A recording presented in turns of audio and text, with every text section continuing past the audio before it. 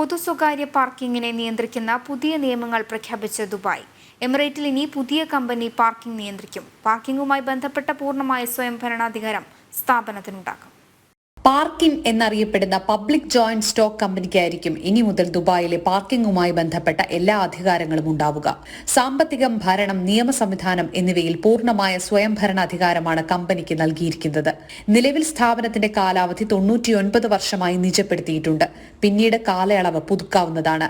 UAE vice പ്രസിഡന്റും പ്രധാനമന്ത്രിയും Dubai ഭരണാധികാരിയുമായ Sheikh Mohammed bin Rashid Al മക്തൂമാണ് പുതിയ നിയമം പ്രഖ്യാപിച്ചത്.